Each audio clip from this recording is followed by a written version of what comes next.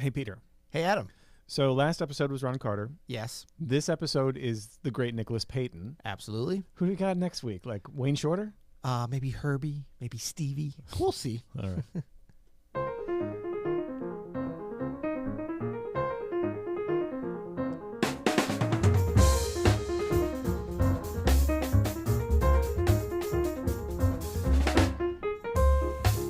I'm Adam Manis. And I'm Peter Martin. And you're listening to the You'll Hear podcast. Music advice and conversation coming at you. Conversation. That's been our bag recently, man. I know we've kind of we've always been conversationalists with each other, For sure. but as the world is opening up, we're opening up. I love it, man. People are tired of hearing from us. That's right. They'd much rather hear from Ron Carter and Nicholas Payton than Yeah, us, I think. yeah. Well, this conversation today, and we just completed it, so we're kind of. Are we going back in time, or are we going forward in time? We're going back in time after this. We're going to set up we just had a great conversation Yes. with Nicholas Payton. He was so generous with his time, so warm. Yeah. It was wonderful to talk to him about music and everything. Yeah. I mean, anything. Yep. Just great to spend time with him. I could only imagine, and why don't you enlighten us, Peter, I could only imagine the kind of work, the kind of back and forth and planning it must have taken to get someone of the caliber of Nicholas Payton on the show. How that's happened. Yeah, well, these kind of things, they never just happen in a vacuum, and they don't just happen overnight. Actually, Nicholas texted me and said, wow, I saw the interview with Ron Carter. That was super cool.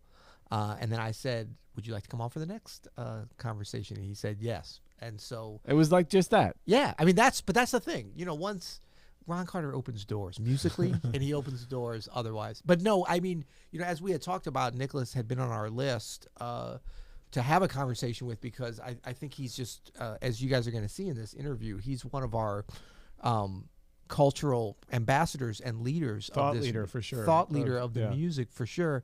And so I knew that we were going to have a wonderful conversation. We'd been wanting to do it, but the timing kind of worked out great. And he had I didn't even know about this, had just had this wonderful experience with Ron Carter That's in the right. recording studio a couple Yeah. of weeks ago. So that was certainly topical as well. Well, we had a great conversation, and if Ron Carter opens doors, Nicholas Payton opens minds, because we've had this kind of ongoing evolution, this conversation evolve around BAM Yes. since really the beginning of the podcast. First season, we Yep. started talking about the word jazz and its origins, and it's great to hear from the source himself about it. And of course, he famously coined the hashtag BAM movement. So Which somehow I didn't fully realize until today, I'm ashamed to say. I mean, I knew he has obviously been one of the biggest promoters and proponents of it, and I remember the original blog post, which we learned a lot about. This is really interesting stuff that came out, how that was a Yeah. series of tweets put together.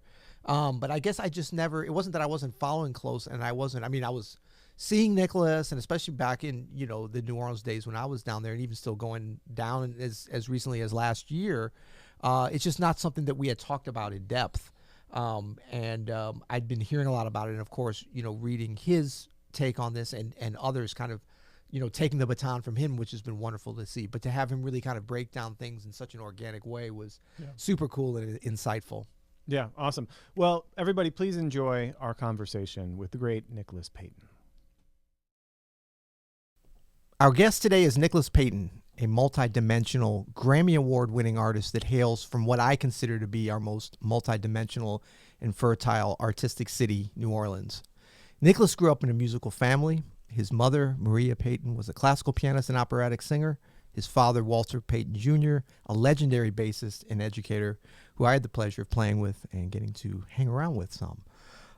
Nicholas is primarily known as a trumpeter. In fact, one of the leading trumpeters of our or any generation, as well as the heir apparent to the rich lineage of New Orleans trumpet masters, going back to King Oliver and Louis Armstrong.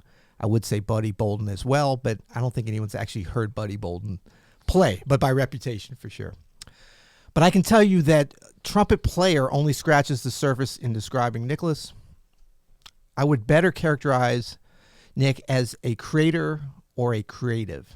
Yes, he's an amazing trumpeter, but equally talented and productive as a composer, producer, pianist, bassist, drummer, writer, blogger, but you hadn't heard that term in a while, blogger, and all-around leading advocate and voice for our music. He's a fearless, direct, he's highly informed, and in my experience, amazingly spot on when he speaks of anything musical and creative, as well as their intersection with politics.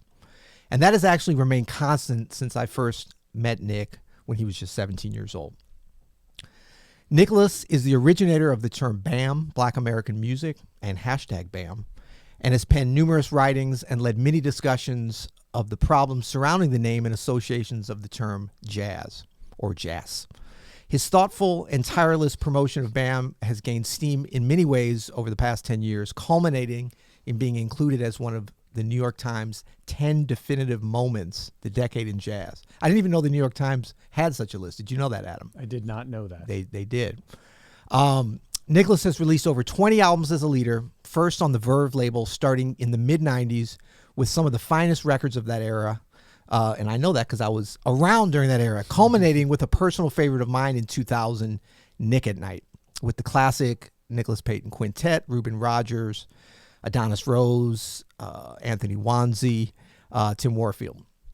Nicholas has remained prolific throughout his career as leader, as a sideman, a producer, eventually developing his own label, Payton Records, with his latest Maestro Rhythm King, and Quarantine with Nick, which is a killing album. It's got a scary cover. Don't let it scare you off. Don't sleep on that one. It also came out like the first week of quarantine. That's Nick Payton, man. He's always ahead of the curve. Nick has played and recorded with way too many legendary artists to list. I'll throw out a few: Danny Barker, Ellis Marsalis, Clark Terry, Elvin Jones, and Art Blakey. And those he played with and recorded with just before he even turned 20 years old. So that explains why I can't list all the other ones. Okay. Yeah. I've also had the pleasure of playing and recording with Nicholas for over 30 years now. Wow. Including, now that I said it, there it is, 30 years. Wow. Old. Yeah. And I was able to feature Nicholas on my 2001, my first release on Max Jazz, Something Unexpected, which was just a great record, a joy and an honor. And a forthcoming recording, maybe from just last year. The last time I was in the studio was actually with Jeff Clapp and Reuben Rogers and Nicholas Payton a couple days before the pandemic hit hard. We're going to get into all that hopefully, but it's my pleasure to welcome Mr. Nicholas Payton. What's up, Nick? Hey. Yo, what's going on? How you doing? Just starting a little fire here. That's right. I think probably after you saw our technical proficiency, you're like, oh, I got to spark it up now. gotta burn some Palo Santo for you cats. Well, man, thank you so much for being here and for joining us. And it's always a pleasure to talk with you. And, I'm such an intersection of a friend and a fan. So I don't know what you call that, but that's me. And I've always just looked up to you in terms of you're not only an amazing musician, and I've been on the bandstand with you many times, so I've experienced that and also, heard your bands.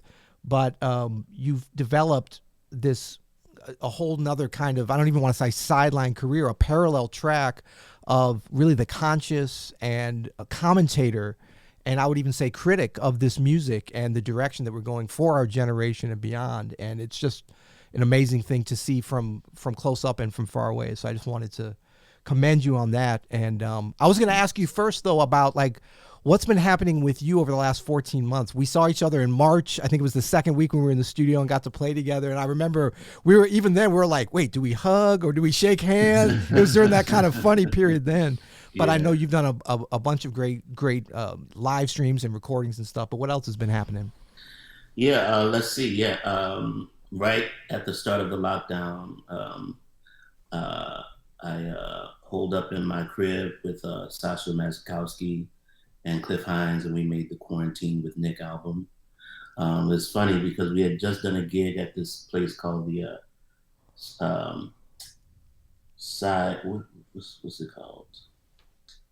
I'm not remembering the name of the joint, but we had just done a gig days before the lockdown, and we were saying we should really it was like we've done a handful of gigs together, and it was like we should really get together and record, but none of our schedules could align. And then they started announcing that they were going to lock this shit down, and I was like, we're all available now, so let's do it. So we that weekend, Friday the 13th, Saturday, we recorded 2 days at my crib. Cliff, who plays modular synth, but was also our recording engineer. He recorded the project on Ableton, mixed it, sent it to my mastering guy, and it's to date my fastest release, from recording to mixing and mastering 2 weeks out to the public, to what I think might be possibly the world's first COVID-19 record. Oh, It had to be. I remember when it came out, I was like, what does he know that we didn't know? Right, I know. Well, and it was super confusing to me because I had seen you, Nick, literally like 9 days before that. So I was like, I was like, if he was planning this, he definitely kept it a good secret. He's super relaxed and wasn't talking about any of this stuff. Oh, yeah. So that's amazing. And then, you did a string of just amazing live streams early on. That's actually really, inspired me to try to do some stuff. Cause I was kind of like, oh, I guess we're not gonna be touring or playing or anything. And then I was like, dang, Nick made a record. He's doing live concerts. Two records. Yeah.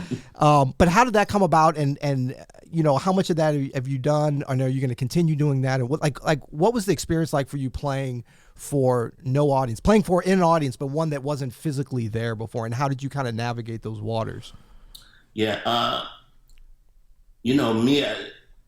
For me, art, as an artist, as a being on this planet, I kind of live it, with my heart on my sleeve, so like any type of calamity or destruction, I just put it into the music. To me, that's the whole point of art, is that it's not only serves as a form of catharsis, but it's a healing. And to me, ultimately, it's a way for us to not only have fellowship with one another, but hopefully in terms of the listeners and the supporters out there, I want to try to hopefully inspire and elevate them. And I felt like now more than ever, we really need this music. So as an artist, I feel like this is why I was put here. It's now my responsibility to get off my ass and like really, create, it just really made me want to hunker down and like do it to the hilt, even more so than normal. That's what's so inspiring about your music. It always has been, but especially now during these times. Every time I check myself against what I see you doing, I'm like, nope, that's not honest enough. It's not. You mentioned the heart on your sleeve. I'm like, I could be more honest with this. I could be more me in my art. It's incredibly inspiring to watch, man, and to hear, for sure. Yeah, and that's kind of what I was alluding to in the introduction, for you, Nick, is just that I never saw, once you started writing and becoming an essayist and cultural commentator, especially around, the issues of jazz and BAM and the origins of this music and all these different issues, I saw it very much as an extension, because we'd played music together a lot, and I was around you during my formative years, which was weird because you're younger, but you were already I never could figure that out. But it was like, that math work, I man? know. I was like, but you've always been such an honest musician, and people would be like, man, did you hear what Nick said? Did you hear what Nick wrote? I was like, yeah, that's you've always been that since you were a teenager, and I always admired that because most people have to grow into that, and I it's been exciting to see you growing into it, being more acknowledged and understood, and really becoming a worldwide phenomenon. I mean, it's over this last. When did you come up with? Was it like 2011, 2012? BAM. 2011. 2011, and that was that first blog post, right? Right. It was interesting because the funny part is I had started writing about it like 2 years prior. So it's just as much of a mystery to me as anyone else why that particular post set off the firestorm that it did. I was actually in Baltimore in my hotel room right before soundcheck. Warren Wolf brought me to Baltimore to do a gig. And I was just tweeting at the time. This is when Twitter was really hot. And I just got these stream of conscious tweets. So I did that. It was about a good 45 minutes, an hour I was doing it. And I was noticing that I was getting like a very strong reaction to these tweets. And I said, I might be onto something here. So I copied and pasted each tweet into a line, into a WordPress document. So a lot of people call the piece a poem or a manifesto, and it was not conceived as a whole. So really, every line in that piece is actually a different tweet. Wow. And that was what it was, you know. Right. It was a work in real time, like a solo. Basically, it was like an improvisation. Amazing. Wow. And then, can you just talk a little bit about what you've seen as, you know, the evolution over the, I mean, it's crazy now. We talk about now it's a decade. It's 2021, right? So the evolution of the discussion around, you know, the disposal of the term jazz. And I don't know if you do you see BAM as a replacement per se for the term? I know that you see it as a much more inclusive term than what had been looked at before as jazz, but like, how do you see that evolution over this last 10 years? Have you felt it as a steady thing, or was there kind of like a certain tipping point where it just started to become more accepted? Good questions. No, BAM is not a replacement term for jazz, because I think a lot of the initial concern among so-called jazz musicians was that, well, how do I make the distinction between what I do from gospel and R&B and hip hop? And my point was, I don't want a distinction, because these are all different root branches on the same tree. I think the problem with jazz is that it separated itself from the whole of Black musics, and more importantly, the popular specter, because so-called jazz is essentially the world's first pop music. But when jazz created this very elitist idea that somehow it was better than the roots from which it came, I think it's actually suffered. And pop music has suffered, because now your current pop artist doesn't have an idea that Louis Armstrong should be as important to them as he is to us, or Billie Holiday. This is the great work of American popular music and song, you know, and we all should be borrowing and listening to one another, because they're all a part of this umbrella of Black American music. And I think one often misunderstood thing is that first, that I'm on a campaign to change people from using the word jazz. I don't really care. I don't want my music referred to that, but I'm not going to tell anyone else what they should call what they do. Is one thing.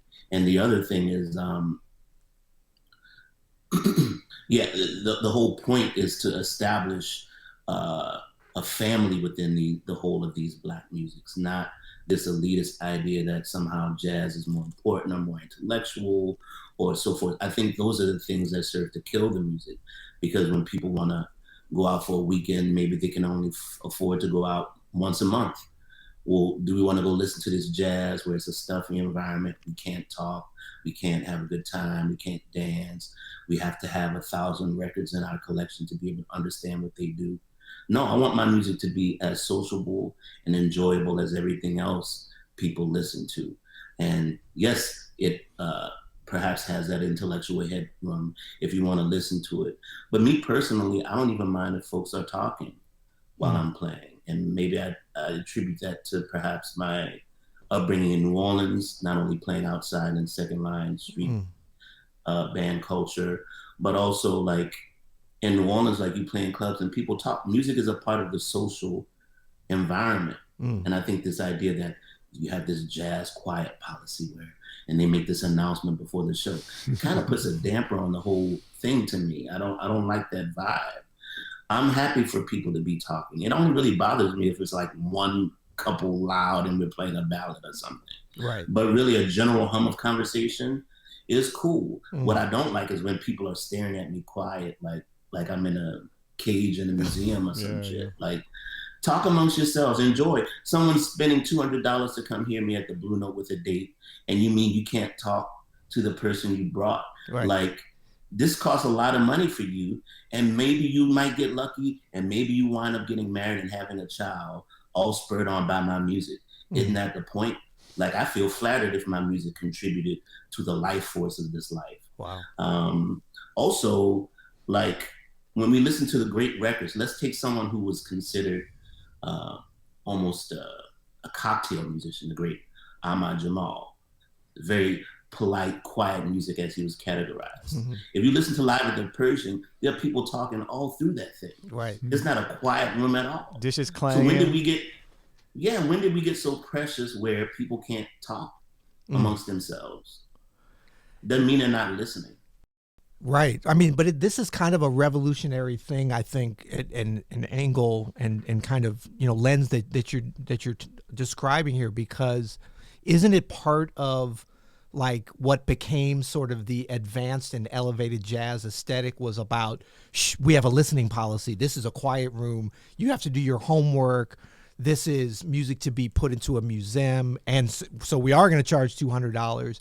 And it's, this is better than other music because you can tap your foot to it maybe, but you better keep that in your shoes. It better not come out, above it. And it feels like, we can certainly blame promoters and, the whole infrastructure of the music that started to do this. But I also feel like a lot of musicians, we were kind of to blame because we've bought into that. And I think that might be why there's been a lot of pushback against this, because it feels great to be like, oh yes, we're elevated. Now we're at the level where we're like classical music. We're going to be in the great halls of Europe and people are going to bow down to us and we're going to be at this other kind of a level, And look what's happening with classical music. They're trying to get more in on what we're doing and other popular music because the audience is dwindling, because the shit is dated. Like no one wants to sit still in their seats and feel like they have to be quiet.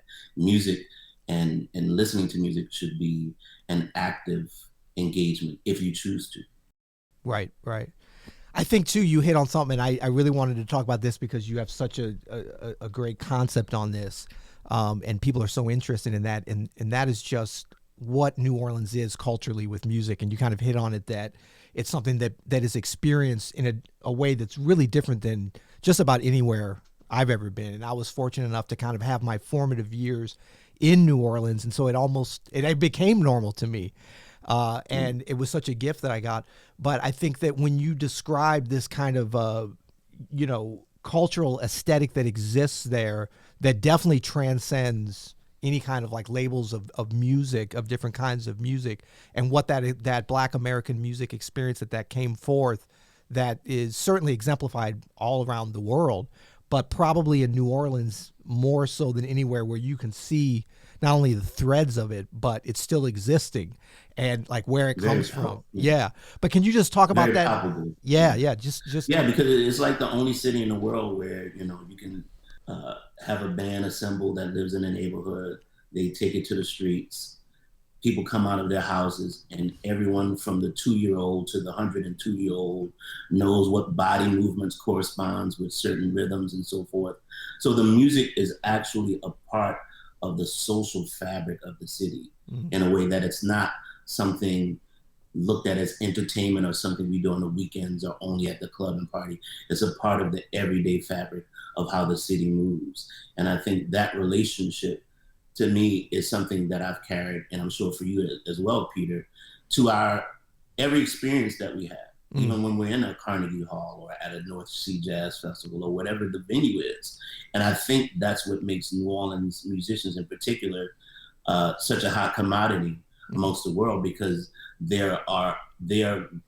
never lose that sensibility of community and how music touches people, which is the point of us playing music for people, is that we reach them.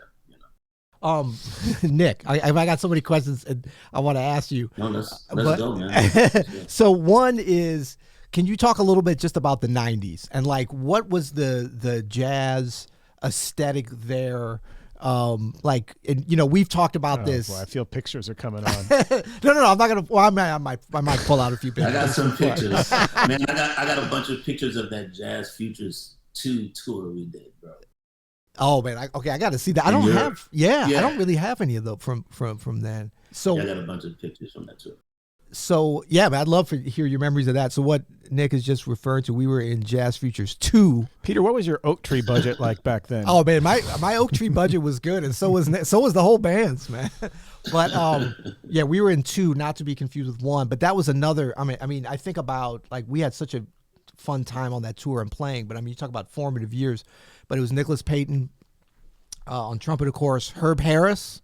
So I haven't heard that name in a minute on tenor. Ronald Westray trombone, Chris Thomas on bass, and Brian Blade on drums. But I think that like the whole, sort of 90s jazz vibe, like where do you think that sort of places, like where is that going to end up being placed historically, and like what is the impact on young musicians today? And I'm thinking about, for sure, like Josh Redman's group and your classic groups, some others that I can't, just everybody. Where do you see that as from a kind of historical perspective now? The feeling I get from my students and the younger cats is that they view that as a sort of like a heyday, which, in retrospect that I look at it, it was the last hurrah. It was the milk and honey years before the door kind of closed on that idea. That was when there was, big budgets. My first album, my first 5-album deal with Verve, I got 100,000 on signing. Like that's just unheard of in today's culture. Now we've transitioned to, I see people doing Kickstarters to even be on a major label, which the paradigm has completely shifted, where like record companies would give you tour support, or if you had to go out to WBGO while you were doing a week at the Vanguard, the record company would pick up the band in a stretch limousine, take you guys out there in a day, bring you back. They would buy tickets and seats at the club if you were a beginning artist to make sure that you did well, so that the numbers looked good, so the next time you establish this reputation of selling tickets. Wait, those folks weren't there to hear us play? Wait, you burst my bubble, man. I thought all those people were there for us. No, but back then too, the record company people came, like all the staff came at least once. It was just a part of the process. It wasn't expected. No, I would say that it was expected if you had a gig at a label that you loved the music.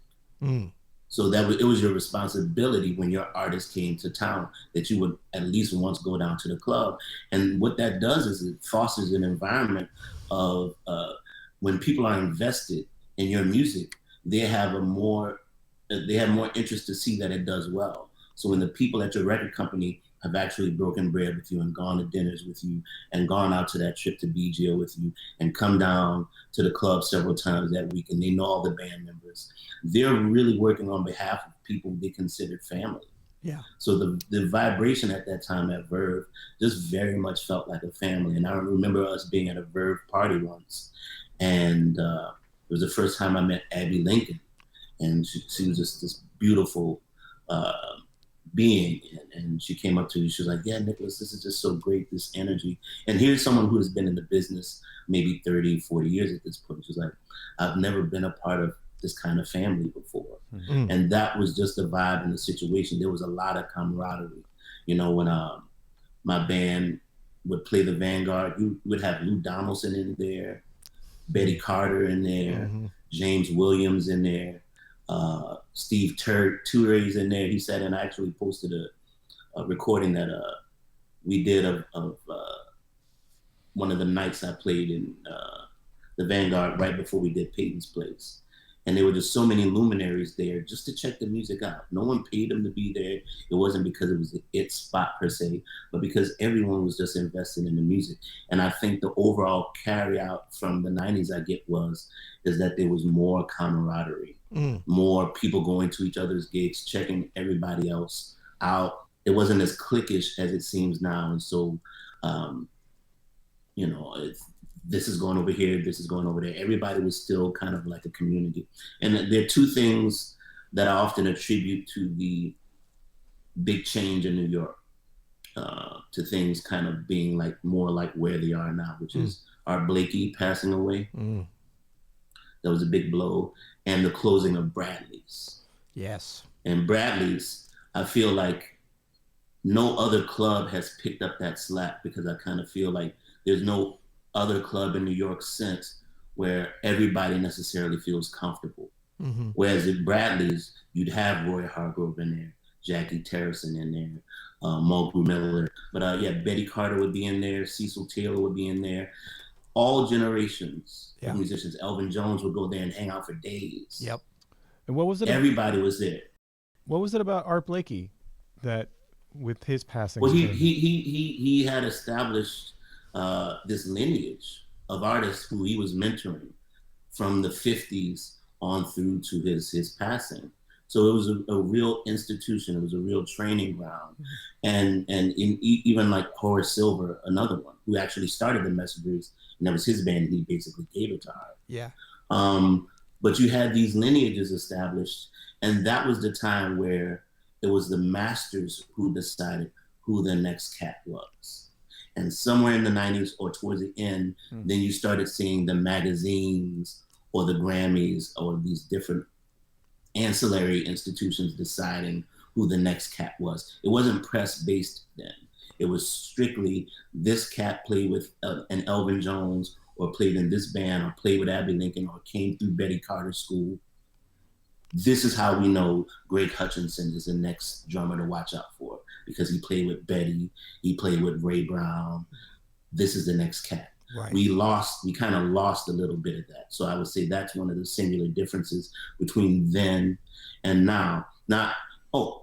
Can I curse on here, or how? Yeah, sure. Shit, yeah. So yeah, okay.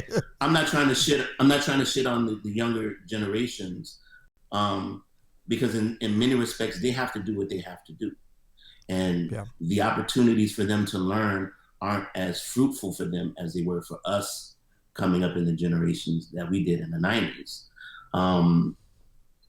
But I do think that there needs to be more of a motive on their part to study, if at all possible, under tutelage, under masters. And maybe that looks different now, because you have people like Carl Allen, or like the late great Ralph Peterson, teaching at institutions like Berkeley and Juilliard, respectively, and so forth. So maybe that's the new training ground, so to speak. But yeah, to me, it's crucial as a young musician to really learn how to play, and you want to be a master artist and musician, you have to be around and study and play with master artists, musicians, your predecessors. There's no way around that. There's no course or amount of records that is going to be able to supplement or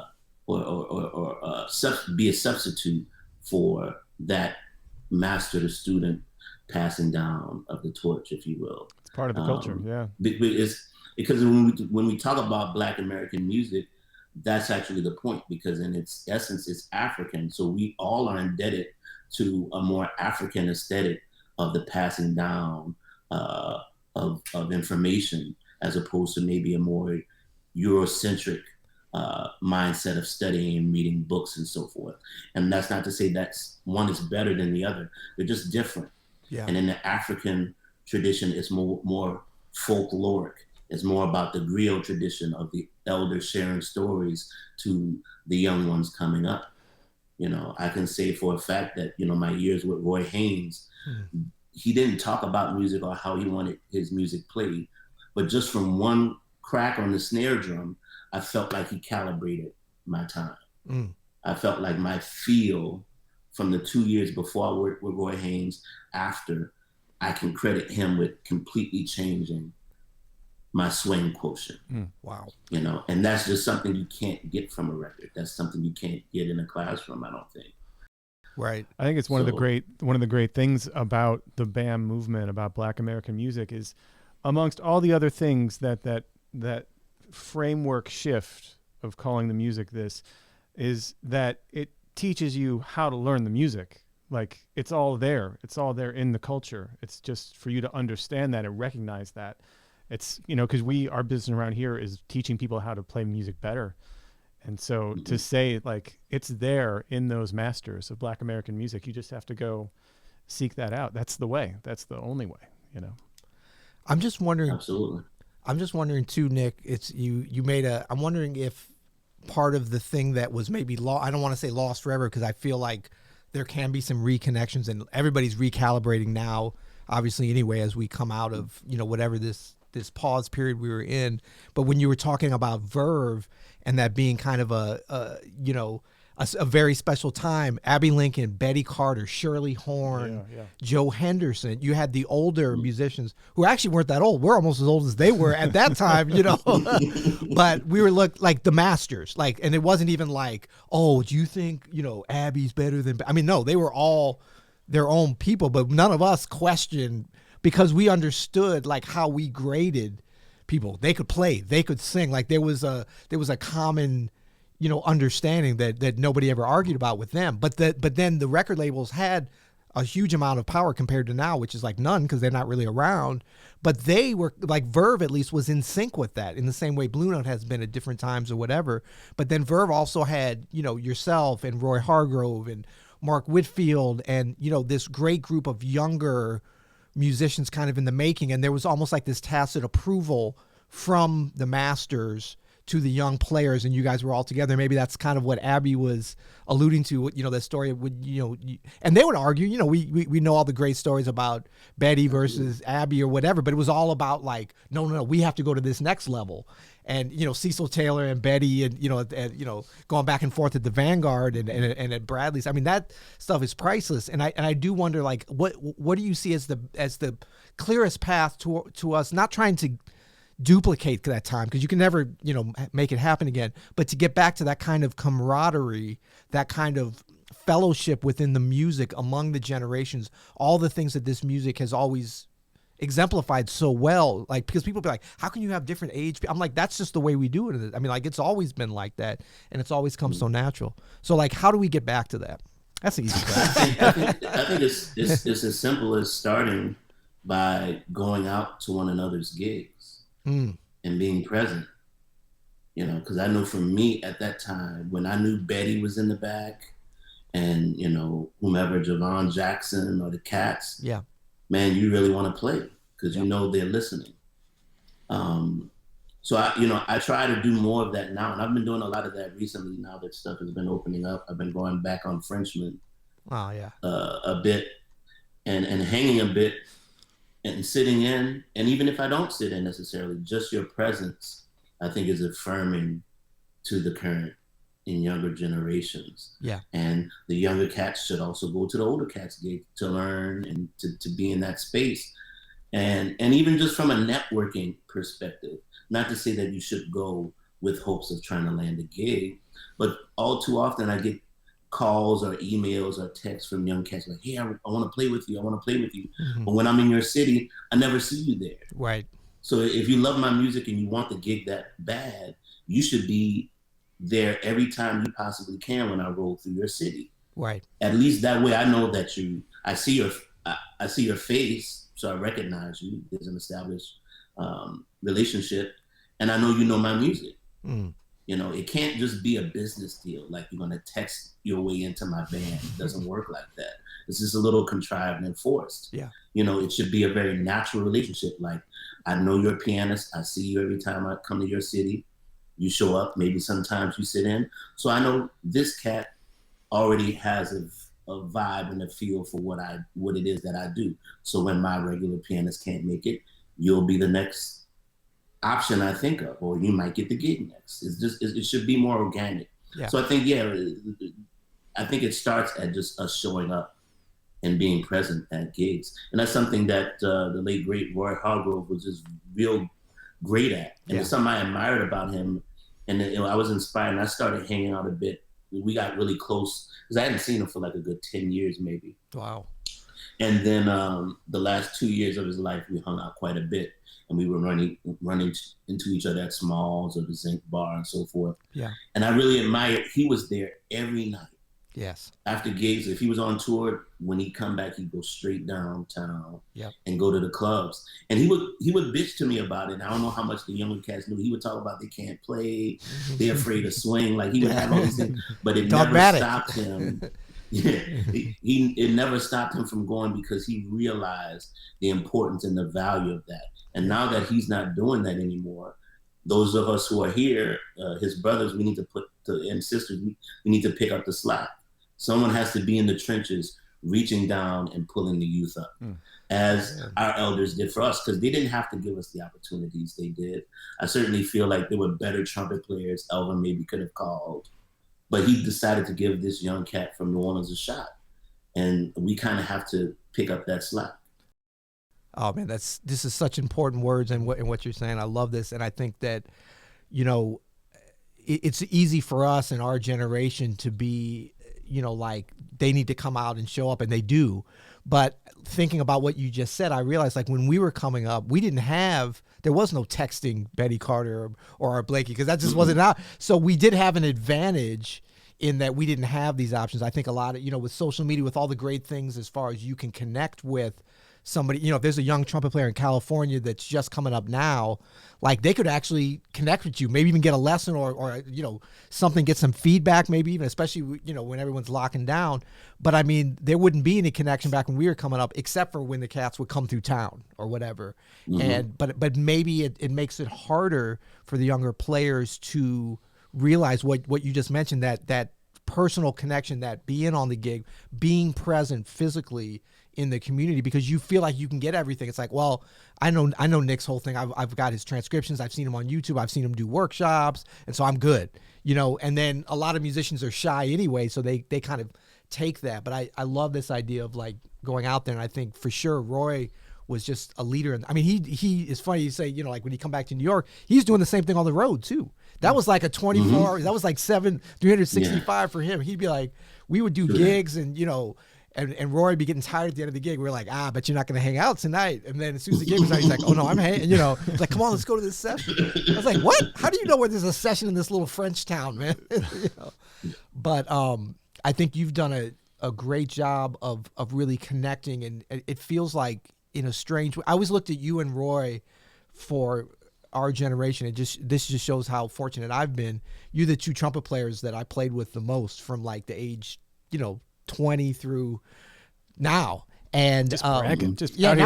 Now I'm just throwing names around. See, but I always felt like you guys, because you were great trumpet players, but composers and like really leaders of this music, through this different time. And I remember talking to you back in the day, Nick. I'd be like, Roy said this, and then I realized, I was like, wait, they haven't really hung out. And I remember talking to Roy about you, and he's like, yeah, what's up with that? Like, I was like, yeah, you guys never really hung out until you got on Verve and stuff and started doing some things together. And you probably were hearing about each other as like, there's this cat ever. From way back, through Winton, actually. Like when I was 12, 13, he would be like, man, there's this cat, Roy Hargrove, in Dallas. And when I got to know Roy later, he was like, yeah, Winton would tell me about you when I was a teenager still in school. So we like heard about each other for years before we actually met.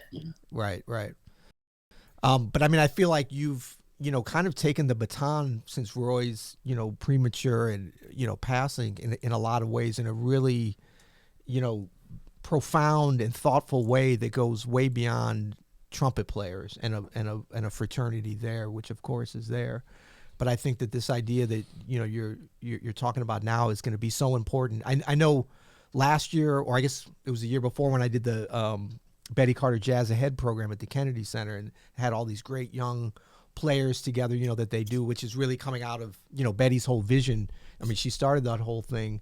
I remember talking with the young students, and they hit on some of these same things that you're talking about from the 90s. They're like, man, we just want to get out and play. And I'm looking at them, I'm like, man, you guys, it's so hip for you. Like, we were waiting around for record deals, and only a few of them, not like we all had record deals. I never had a big record deal. But I'm like, now you guys can go make things happen. And they were kind of like, well, we don't want to go. We don't want to be on social media. We want to have what you guys had at that time. And that was a real eye-opener for me, because I was like, wow, you actually can have it. But they do need us to kind of show them that, I guess, in a lot of ways. Yeah. But the thing is, it's about, I think, bridging that gap. They also have a lot of advantages that we don't. For instance, the idea that you can do a record at your house now, that's studio grade quality, and release it to people without the middleman of the record company, without having to have tens of thousands of dollars. I mean, a home studio back in the 90s was something was a luxury only afforded to the rich. Yeah. Now anybody can have a home studio for very little money and make a quality product. And you can distribute it through social media and go viral, and really not need the labels, and have all the money and own your masters. So that's something we couldn't do, like owning your masters back then and still having a viable career and being able to connect. Yeah, that's something that we had to go through the systems in place. So, there's a give and take there, as far as like, well, what's better or what's worse. I think that the idea is that, as you said, like, um, if we guide them and really show them and give them the tools for which we've learned, but it's up to them to carry it the next step, Mm-hmm. the next step further. We pass it down to them, and they take it a little further, as we did for those who preceded us. Absolutely. So how do you see, coming out of this pause/lockdown pandemic period, how do you see these issues? I mean, obviously I don't know about obviously, but it feels like there's an openness to, audiences and musicians to really realigning and possibly even really understand and look at through a different lens the idea of BAM and Black American music and like where this music can go. But how do you see that actually happening, like with venues and clubs? Because everyone's talking about this. Is like, I mean, there's the whole issue of like, are people going to want to go into the Vanguard where there's no windows and there's bad ventilation and there was already disease being spread before COVID probably, But I mean, even beyond that, like, where do you see things going? Are you optimistic? Are you optimistic about the scene in the coming years? I am. Well, one thing I would say with specific regard to BAM is I've seen a tide changing really over the whole 10 years, but almost accelerated in this COVID era. I think that last summer with that sequence of murders of Ahmaud Arbery and Breonna Taylor and George Floyd, that really gave the nation a pause, that we really have a lot of work to do in terms of race relations in this country. And with each successive thing like this, and it's such an unfortunate price and a sacrifice that lives have to be lost. Black lives have to be lost for America to develop a consciousness about themselves. Like, at a certain point, it's just a price too high to pay. But if anything can be brought about as a result of it, is that we become more serious, and that the need to change becomes hopefully more dire. And I don't feel it's happened yet. It hasn't gotten dire enough. We're still having these same conversations. But what I noticed with BAM, now when I started BAM in 2011, we're like in the height of the Obama years. So most folks, black folks included, thought we were already in the promised land. Obama, we have a Black president. We never thought we would see one. We're good, right? Right. There was even this mode of thought called post-Blackness, like that we're beyond it now. We're just beings on this planet. And then when we saw the amount, Black Lives Matter started under Obama. That's something all too often forgotten. It's not a Trumpian phenomenon. Like, it started while we had a Black president. And we saw that he was very crippled in some senses of not being able to actually do anything about it.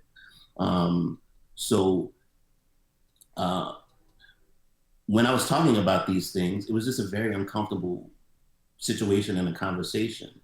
Now I've seen where I'm not even talking about it so much, and everyone else is talking about race all the time. I've seen institutions of higher learning now wanting to change their jazz departments to Black American music departments. Tulane University has already voted, and they'll be starting their first Black American music track this coming fall. Wow. There's also talk at New England Conservatory of them doing the same thing. So now at that level, now we're talking about the institutions of America, education, which is the primary foundation of thought in this country, that they're beginning to embrace and accept BAM for what it is, for what I was saying 10 years ago. But it takes time. And not unlike the music itself. I think about someone like Thelonious Monk, who I think he wrote something like 52 tunes or something like that. A lot of the tunes that were on those records that achieved more popular fame, he had recorded 10 years ago already. People had just gotten hip to his music. So he had the fortitude to soldier for his vision. He didn't write more new tunes. He just said, I'm gonna keep playing these songs until people actually hear them. Right. And it's become a very important part of the fabric of the sound of American music. So that's the band part of where I see all of this. In terms of the music itself and its viability, me hanging on Frenchman Street, I'm noticing a younger crowd. It's almost like we're at the brink of another roaring 20s, which was very similar to coming out of the Spanish flu and people being cooped up. And then when they transited that and people started going out, and here's Louis Armstrong. We are at the precipice of that moment again, right now, that I'm noticing. The crowds, I've been hanging out at this spot, which is like one of my favorite. I'll go ahead and say it's my favorite spot right now to hang out, called the Royal Frenchman. And it's a hotel, but they have a courtyard outside. So there's different types of venue in the same space. Outside courtyard, and then you have a lobby area, which is kind of sleek and hip with a bar, and then there's a bar next to that. It's a younger demographic. They're into the music, they're excited. They've been cooped up in their houses for the last year and a half, and they're happy to see people in music. I'm hearing people hollering in the appropriate places in the music, like a Charlie Parker album in the 40s.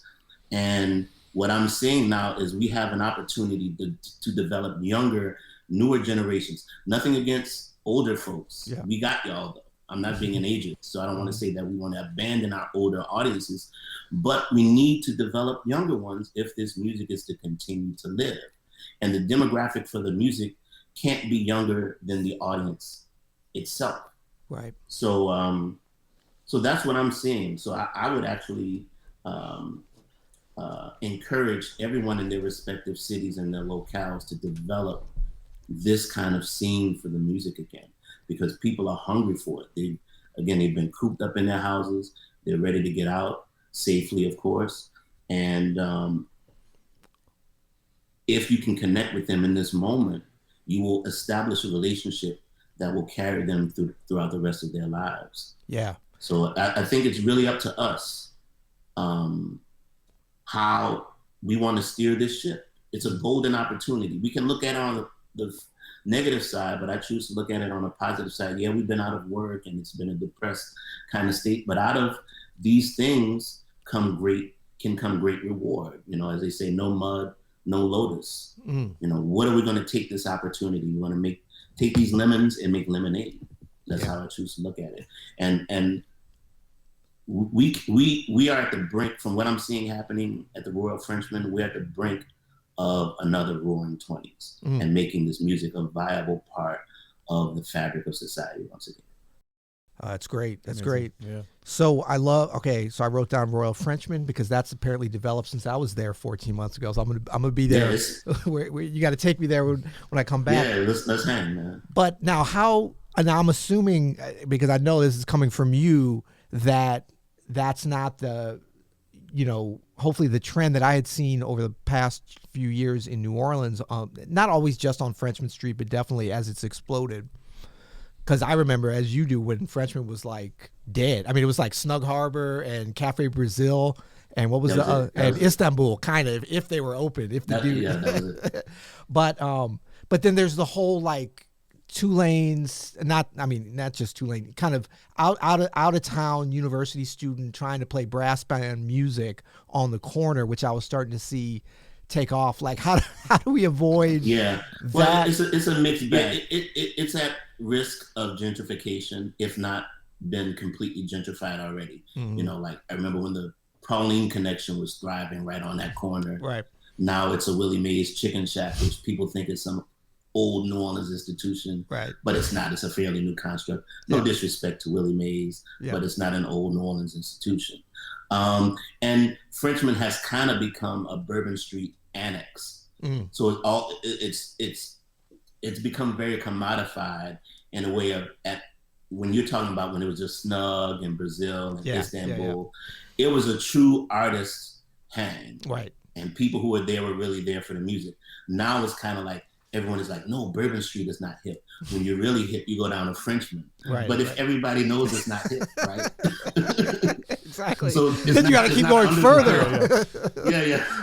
It's not as underground as people want to believe it is. It's just an alternative to Bourbon Street. Right. However, we can take this as an opportunity. Yes. You know, because those people don't know what they're coming to see. So if you can provide them with, even though they may come for bullshit, if you put real music there in that space, they can't help but be affected by that. And to me, again, it's about the artist taking that bull by the horns and taking control of that situation and making the most out of it. Yeah. You can shit on it and say Frenchmen ain't shit and it's a bunch of tourists and a bunch of, you know, gentrifiers and hippies and hipsters and that. No, but then use it as a teachable moment. Mm. This is a potential to develop a new audience. Right. And that's how I choose to look at it. No, that's great. That's fantastic. And New Orleans is a place, I mean, anywhere could be, but New Orleans lends itself because you've got that tradition of cultural joy and awareness that's ingrained, at least in the people that have been there. And it's so pervasive that it does spread to other people from Iowa or Missouri or whatever, if they don't realize it. And that's part of the allure and the joy. Yeah. If you just give them the corny strip clubs on Bourbon Street, they're like, wow, you know, this is great. I love doing Nolans, you know, and then it's like an SNL sketch.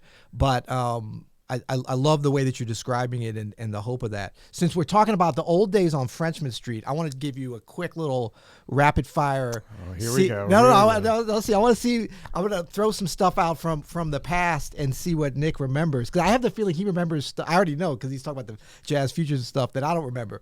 But I want to see if you remember this. Moon Over Miami. You remember the show? Vaguely. Okay. When Winton was doing the score for that. Delphio, yes. right. Yes. Okay, so do you remember the time, and remember the studio we used to record out at the guy's house in New Orleans East? Yeah. Amos and Andy's studio. Amos and Andy. Amos? Didn't we rename it Amos and Andrew Studio? It was so disrespectful. That was What? Daryl, who's now the sound engineer at the Marcellus Center, actually. Okay. But yeah, it was so disrespectful to call those cats Amos and Andy. We were young and dumb, I know. Yeah. Yeah.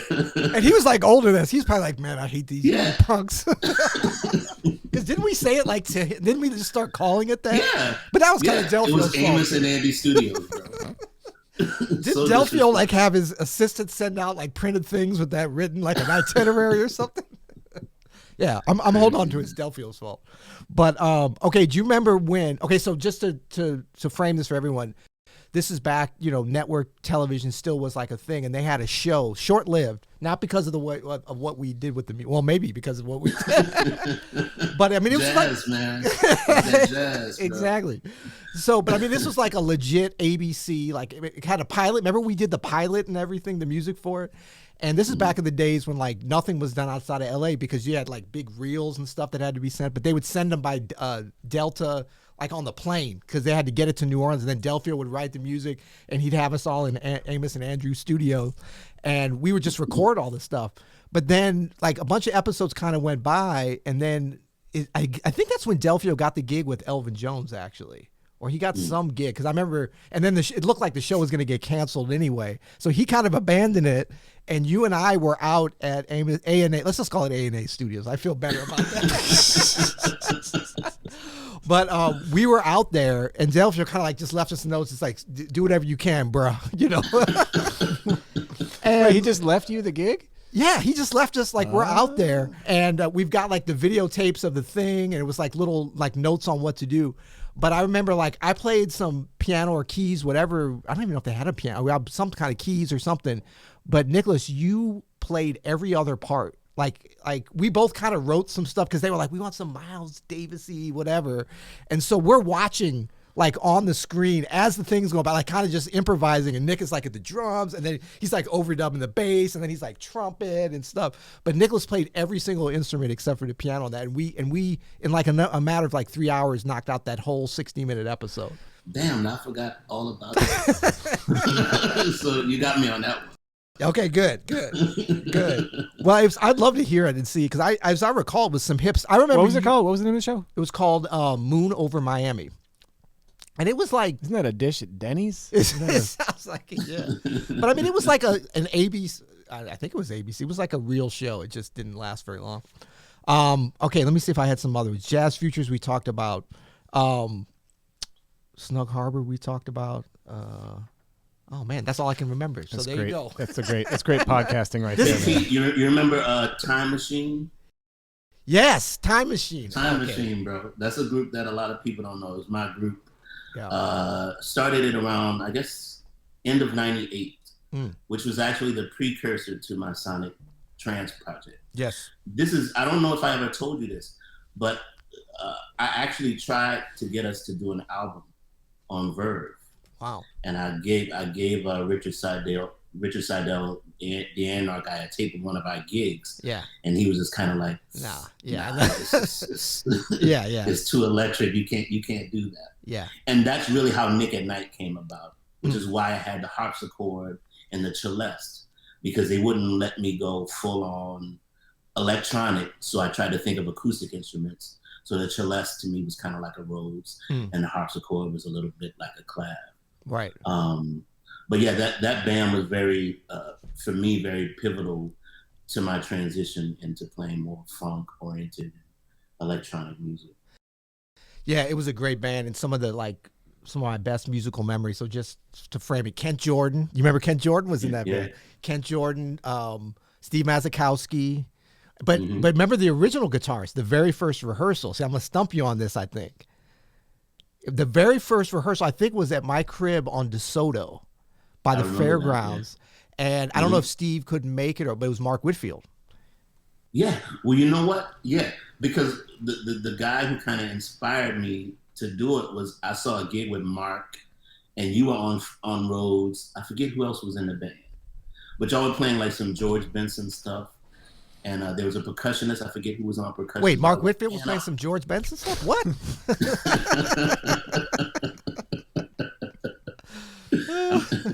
But yeah, but seeing y'all do that gig at Snug, I was like, man, I want to do something like that. So that's probably why Mark was at that rehearsal. Okay. Chris Severin on bass. Chris Severin. I want to see if I can remember the whole band. Adonis Rose on drums, of course. Was that it? Oh no. Daniel Andrews made the first gig or so on percussion. Right. And then I eventually got Kenyatta Simon. Right, that's right. Yeah. And then there's one other. And then later Bryce replaced Kent. That's right. Bryce Winston. And then later I added Philip Manuel to sing. Dang, that's the one I was hoping you were going to forget. I was I'm going to get him Philip Manuel on vocals. Yeah. Yeah, Philip, yeah. That was a great band, man. We played at Jazz Fest 1 year. I remember had a really, really fun set, and Snug Harbor. And didn't we play at what was the other? Now I'm gonna get into some bad podcasting as we go across old forgotten venues in the 90s New Orleans. People love to watch you think about that kind of stuff. We played on the boat, Bally's Casino one time. Oh, we did. Right. Yeah. That's right. That same venue at Bally's, that was the time I was supposed to play. See if you remember this one with Freddie Hubbard. Remember they were gonna have. Remember he was kind of bringing in cats, and he had like the local rhythm section. I think it was like me and Adonis and Paulfus was on. Paulfus, yeah. And classic Freddie, like decided not to come, or like he said he was sick and he was gonna come, and they got you to replace him. Remember? Didn't they? Mm-hmm. Yeah. And so we did the gig, and then remember we went over to the showcase where I think you had. Either you already had another gig or somebody had a gig and we were going to sit in, and it turned out Freddie did come into town and came to the other gig. He came to the gig. I was like, I thought you were. He was in town the whole time. He was in town. He missed his gig and then came to our second gig. Well, see, man, this brings home. You gotta show up to the gig. That's right. That's right. Freddie missed his gig. He showed up to the hang gig. It's more important to make the hang than it is to make your own. That's right. As long as it's a gig, doesn't even have to be the. Yeah, gig. That's right. Well, what as we're coming out of this thing, hopefully, what's new for you? What's next for you? What's coming up for you musically? Sure. 2021 has been quite fruitful so far. I started it off with a new symphonic work commissioned by the Louisiana Philharmonic. It's called Gold Dust Black Magic. I actually just posted the first movement on my Instagram today. I'll be posting more movements in the next couple weeks. It's 26 minutes long, and it's basically a narrative about love, and each movement represents a different stage of romantic relationship. Mm. After that, I have been talking about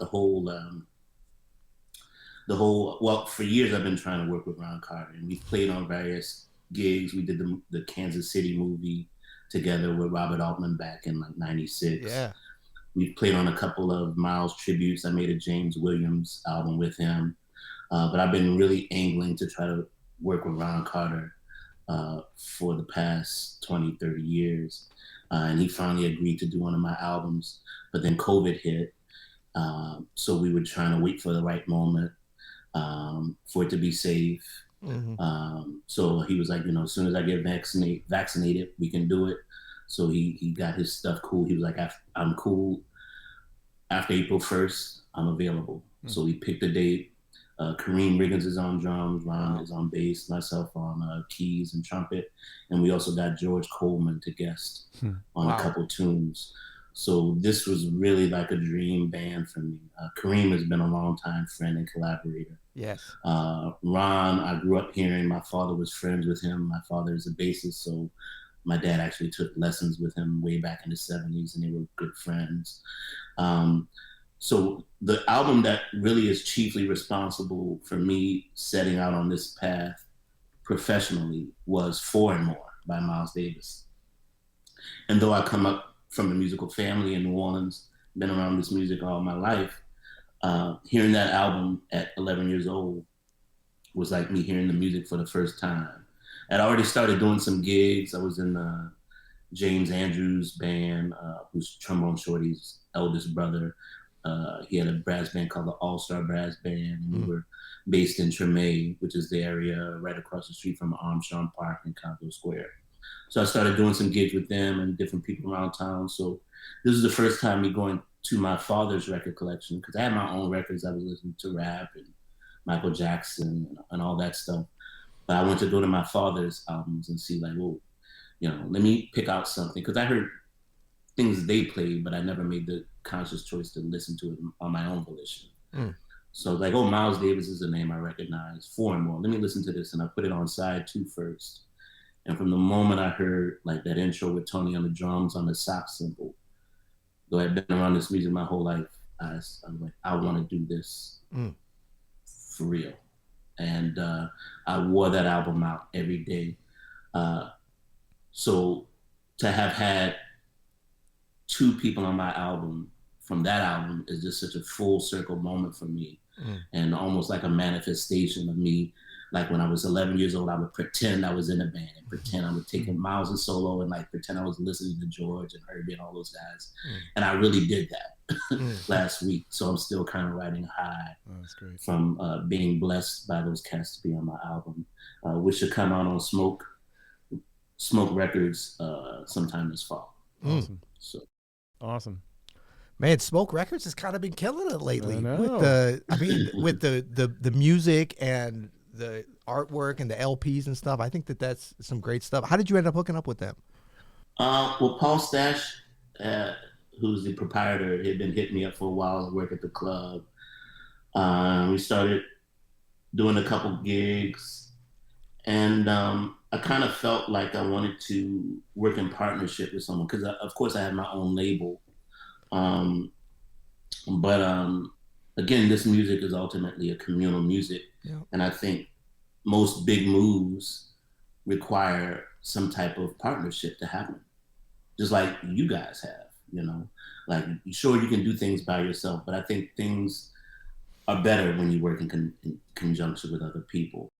You hear that, Adam? So, you hear what he's saying? That's what I knew there was snark. I knew there was going to be snark coming. I did not tell. See, Nick, great minds think alike. That's what I'm talking about. See. So after me doing a couple gigs there, I was like, man, let's talk about doing something. So I did my first album for them at the end of 2019, Relaxing with Nick. Yeah. And so this next one coming up is called Smoke Sessions. And it's actually Smoke Sessions Records. So this will kind of be a flagship album of sorts for the label. Awesome. Well, that's great. Well, we will look forward to that. And I know, Adam and I we have our own little relationship with Mr. Carter too, so we can talk about that another time. But No, that was a great show, man. I enjoyed that. No, it was fun, and I kind of, it's interesting you say about four more, because for me, the record My Funny Valentine, which of course was from the same concert, that, and I don't know, I mean, I'm sure we probably talked about this.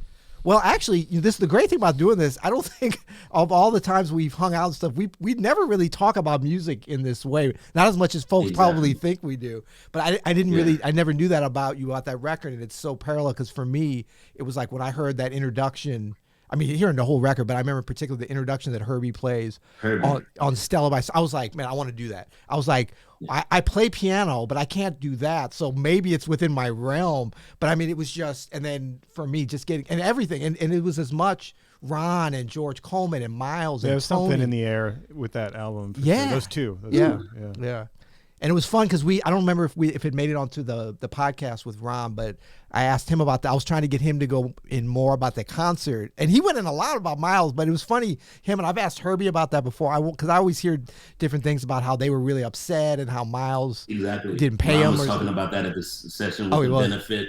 Right. Mm-hmm. But and basically Miles gave their money away to the cause, and Ron was like, well, you should ask us, maybe we don't want to give out to that cause. Right. And you know how Ron is, like he said it just like he was today. It was not like he was bashful or whatever, you know. But I did ask him, when that was kind of part of what we were asking him about, if I don't think I artfully asked the question. I was just so intimidated and just so happy to be there. So, but I wanted to know if he thought, because the thing with Miles, I think everybody's just like, oh yeah, Miles had all that planned out. Like he might not even given them away the money. He might have kept it, whatever. But like he timed it out that he told them that right before they're about to go on stage, so he could elicit a certain emotion. Yeah, get him. But I kind of asked Ron about that. And he was sort of like, "What? No, he just gave our money away or whatever, But I always wonder how much it's like Miles, the calculating genius, and then or Miles just messing with them, or Miles getting lucky, or just hiring the right people. There's always that too. I think there's a little bit of that. I don't know.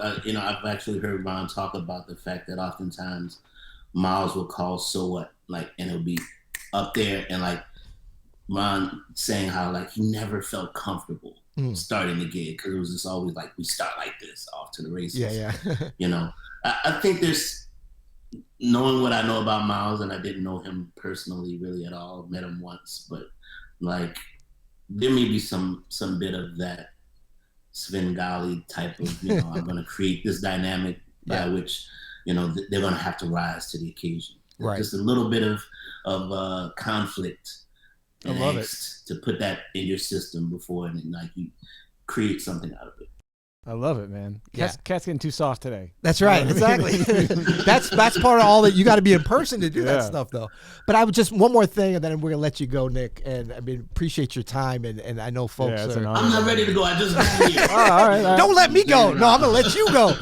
No, but I was wondering about what you were saying about the different generations and the young cats now looking back to the 90s, and the way we look back, like to Herbie and Ron and Wayne and that generation.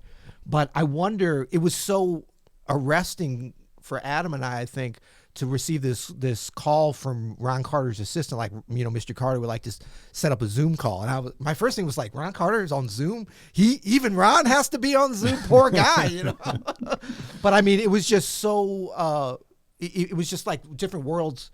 It was like a collision. But then when we got in there and we were talking with it, because we had a whole conversation before we did the podcast, he just wanted to talk to us. And I was just like, man, this dude is truly bored, man. He wants to but I mean, at first, of course, I thought he wanted to dispute what we said, because we did a whole episode about bass lines, and he, the 7 greatest bass lines, and he happened to play, as he would, 2 of them, but it wasn't like a Ron Carter episode. But I was like, all right, we're about to be schooled. But I was like, that's cool. I mean, we're going to learn something. He won't learn anything, but we'll learn something at least. But then after talking to him, I realized it's like, he's such a, and I mean, you would know way better having just recorded and worked with him. But, at age 83 or 84 now, I think, he's so engaged mentally and so together in this is so, I mean, him and Herbie too, like, it's almost like they are it's not about have they maintained. They may be at the very, very top of their game, because they've got the mind, they've got the chops. And Ron was talking about how he practices 10 minutes more every day. I was like, dude, stop. Just stop at this point. You got it, you know. But he wants to be engaged. You know, he doesn't have to go record with you. He definitely doesn't have to sit on a Zoom with us, but he wants to be engaged. And so it's a precious thing that we're getting that from them. It does. And really the scheduling, the biggest hiccup was him being committed to teaching his students 3 times a week. He was like, we had like these 2-day windows by which we had to work between, because he was like, he's not canceling his lessons with his students, because that's important to him. So to your point, like, yeah, he really actively wants to be engaged. Yes. And I'll tell you, like, he showed up to the session, and I was a bit nervous because I heard stories about Ron like blasting cats in sessions, particularly piano players. So I was like, man, he's gonna vibe the fuck out of me. Totally cool. Totally in service to the music. None of that shit I had heard about was present. To the contrary, he was just very humble and very much in service. Like, what do you want, Nicholas? Like, and just played his ass off, like, just crazy. Yeah, but see, Then I got to do all my fake Herbie shit, man. Were you like sneaking in at first to see if he'd let you? Yeah, but see, you don't believe me. He vibes sad piano players. You just hadn't experienced that. I felt good, man. And George Coleman told me, man, Nicholas, I love your piano playing. And he said, I love your chord changes. For George Coleman, the king of chord substitution, to tell me that, I'm retiring. You'll hear it. I'm officially retired. You're an open studio. I'm good. That's so awesome. So I know I just keep saying one more thing, but since you did say you had a minute, see, let's go. Hold on before we move on. When does that album come out again? Can you say again that the session in the fall sometime, maybe October. Cool. We don't have a set release date yet, but this fall. Cool. Well, let's just keep rolling. You got anything to do, Adam? I mean, if you do, you can. I mean, as long as one of us here, let's do this.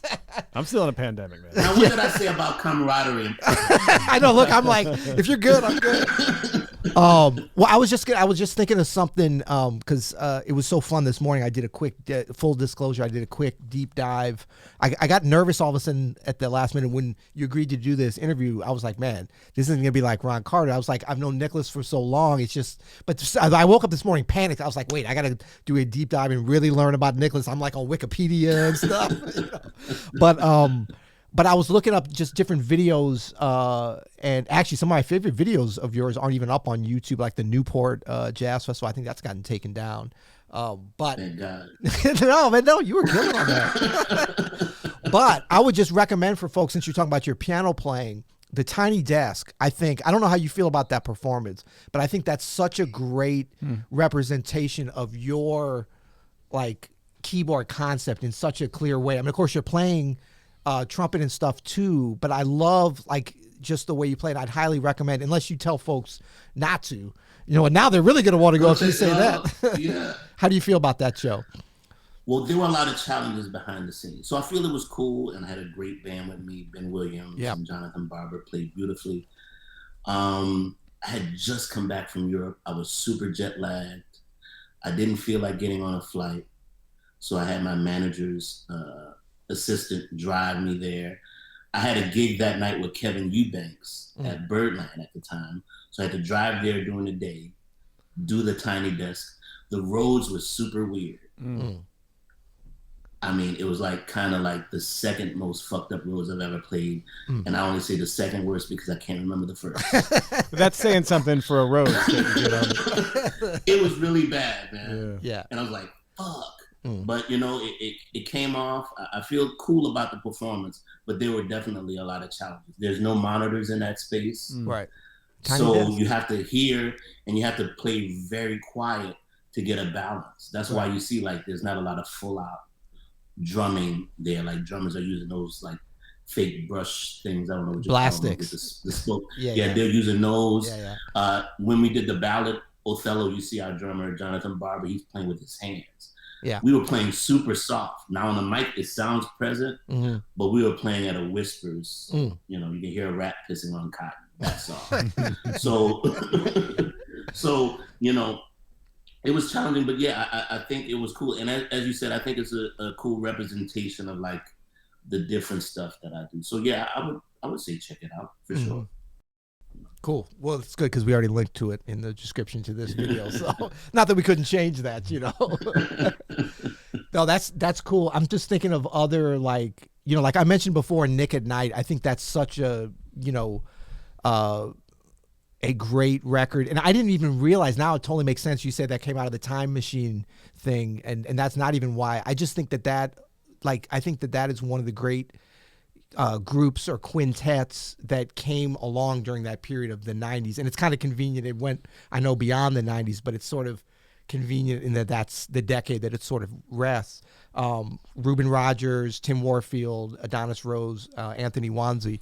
But I know you were talking a couple years ago about possibly bringing back that, or like kind of a reunion or a revival. What's happening? Is that still possible? And also, I don't know if you remember, Pete, but you were actually the first person to play that music. We did a gig at Snug Harbor before I flew to New York to record. Yeah. So I used that gig as a demo for Wanzi and Ruben and those guys to hear the music. We did a gig with Bryce, me, yourself. I forget who was on beat. Jason Stewart was on bass. Yeah. And we played all that music. Wow. At Snug Harbor. Cool. I mean, I remember playing the music. I didn't remember that was because that was like Back to the Source, and man, that's some great. After that, after that actually is like Beyond the Stars, all that stuff with the new composed stuff. Right. But anyway, we were, the quintet was supposed to reunite. Goddamn COVID in 2020 at the Jazz Showcase. Oh right. December. Right. Yeah, we're talking about trying to maybe do it this December into New Year's, but we don't know what the status will be with things opening up or not. Yeah. But if all goes well, that'll happen this December at the Jazz Showcase in Chicago. Oh, that'll be great. I mean, it's such a great venue, and you know, just so folks know that Nicholas, some of you know because I've heard from you, a bunch of you on this, but Nicholas headed up an amazing tribute to Roy Hargrove that we did, an unofficial, or maybe it was official, I can't even remember. It was a very spiritual and musical tribute to Roy Hargrove, a very heartfelt, just a couple months after his passing at the Showcase. People still talking about that one. Yeah, no, it was an amazing, it was an amazing thing. It was a great week. Yeah. I felt like Roy was there. Yes. It felt like he was in the room. Yes, absolutely. And, you know, Nicholas put together a group of musicians, all of which played with Roy. And I mean, we had played at different times with him during that week at in Chicago, you know, at the old Showcase. So it was like that whole that was his tradition there during that time, right? Exactly. Yeah. But that was a really wonderful thing. So that was the last. So that was 2 years ago, and then last year was canceled. That's right. Wow, that's how time goes. So what's happening with the clubs in New Orleans now? Like, what is the level of stuff opening and people's willingness to come out? Things are starting to open up. I had my first indoor gig 2 weekends ago at Tipitina's. My first indoor gig in the last year and a half. So yeah, that was cool. Things are opening up. Things are spread out. Tipitina's, which is normally standing room only, they're now seated, reservations ahead of time.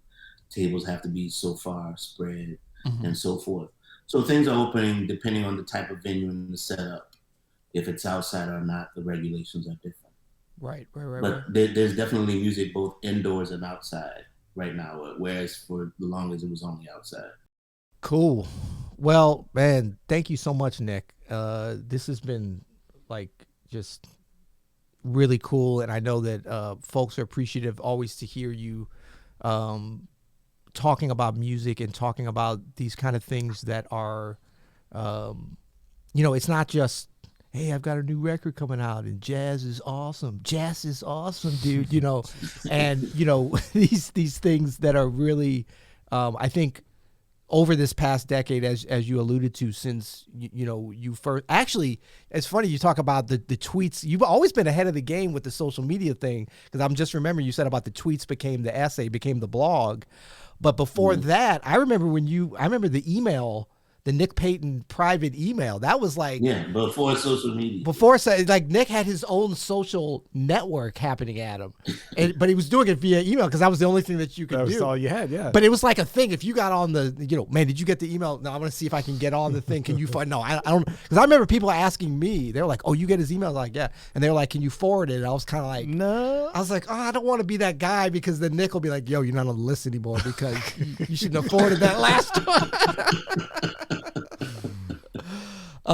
But so I would just say, on behalf of a lot of folks, man, keep on, playing, of course, this and all you do, but keep on speaking and keep on, helping all of us and leading because it's needed. And I love your optimistic tone coming out. That makes me feel great just hearing that because it confirms what I wanted to hear, but also because I know if it's coming from you, it's got some force and some will behind it. So much appreciated and much love to you always.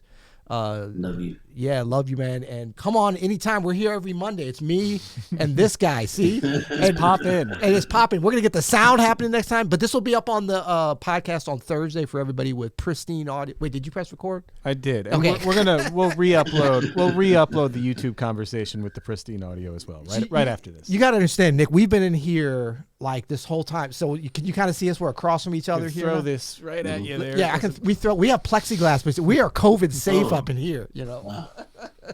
It's like a sneeze guard, man, like at the Ponderosa. So thanks so much, Nick. Thanks, everybody, for tuning in. Thanks, Adam. And until next time. You'll hear it. Boom.